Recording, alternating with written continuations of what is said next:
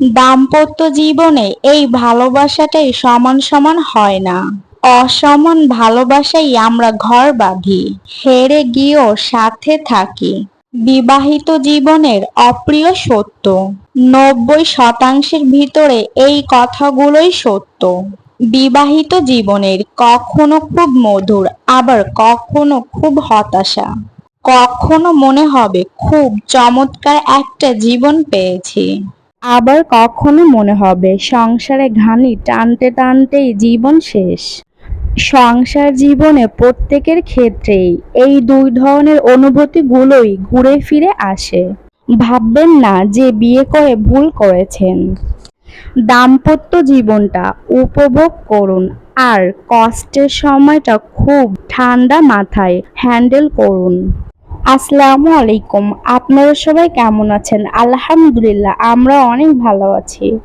আজকের এই ছোট্ট ভিডিওটি শেষ পর্যন্ত দেখার রিকোয়েস্ট করলাম। অবশ্যই শেষ পর্যন্ত দেখার চেষ্টা করবেন। আপনি যদি আপনার লাইফ পার্টনারকে প্যারা দেন, সেও কিন্তু আপনাকে প্যারা দিবে। অতিরিক্ত বেশি প্যারার কারণে আপনার মনে হতে পারে যে আপনি ভুল মানুষকে বিয়ে করেছেন।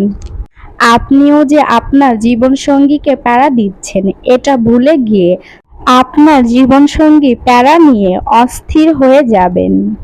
কখনো আবার ভুল করে ভাবতে পারেন মানুষটা হয়তোবা গ্লাস লাইটিং করছে। তাই আপনার জীবনসঙ্গিনীর ভুলকে ক্ষমা করতে শিখুন এবং সামনের দিকে এগিয়ে যান। জীবনের সুখে কিন্তু শেষ নেই। আমরা অনেকেই মনে করি দাম্পত্য জীবনে ভালোবাসা হতে হবে সমান সমান। ঠিক আছে, তবে এটা কিন্তু অর্ধেক অর্ধেক না, মানে 15-15 না। এই ভালোবাসাটা হতে হবে সমান সমান, মানে 100-100 বা 100-তে 100ই। দুইজনের দিক থেকেই। দুই পক্ষ থেকে শতভাগ না থাকলে কেউ জিতবে না। আপনি যদি একাই 100% ভালোবেসে বসে থাকেন, তাহলে কিন্তু আপনি ঠকে যাবেন। ভালোবাসা অর্ধেক বলতে কিছুই নেই, হয়তো পুরোটা, নয়তো বা কিছুই না। দাম্পত্য জীবনে এই ভালোবাসাটাই সমান সমান হয় না।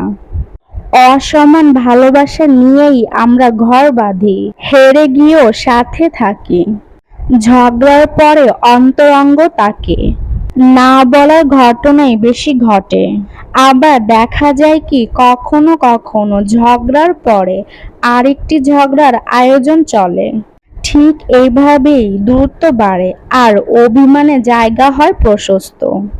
কোনোভাবে ঝগড়া মিটিয়ে অন্তরঙ্গ হন, দেখবেন ভালোবাসার আরেকটি অধ্যায় শুরু হয়েছে।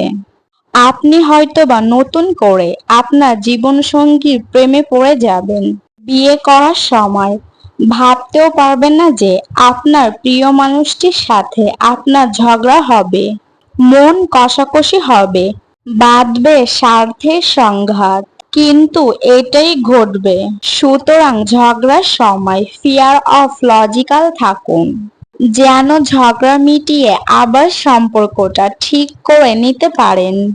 দুইজনে একসাথে দীর্ঘদিন কাটানো অনেক বেশি আনন্দদায়ক, কিন্তু একসাথে থাকতে থাকতে কখনো কখনো সংসারটাকে জেলখানা মনে হয়। কিছু সময়ের জন্য একা থাকুন আর কোথাও গিয়ে ঘুরে আসুন।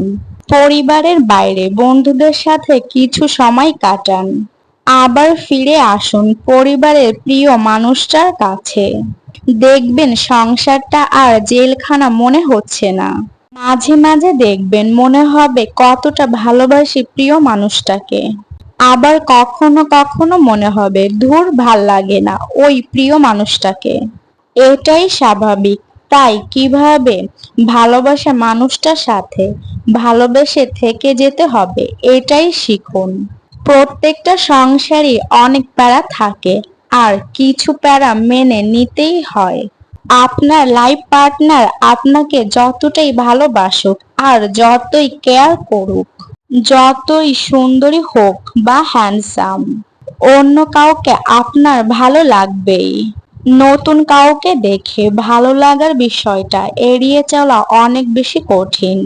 দিবা স্বপ্ন দেখেন, ঠিক আছে, তবে নতুন মানুষটার পিছনে ছুটবেন না। আপনার জীবনসঙ্গী গুরুত্ব বোঝার চেষ্টা করুন। সবার জন্য শুভকামনা রইল। জীবনের বাঁকে বাঁকে চ্যালেঞ্জ। সংসার যখন করছেন, এই চ্যালেঞ্জগুলোকেও অ্যাকসেপ্ট করতে হবে। তবেই দাম্পত্য জীবন সুখের এবং শান্তিময় হবে। সুন্দর এবং সুখী পারিবারিক জীবন আমাদের সবারই প্রাপ্য। এটা নিজেকেই তৈরি করে নিতে হয়। তবে এতে দুইজনেরই সহযোগিতাপূর্ণ হতে হয়।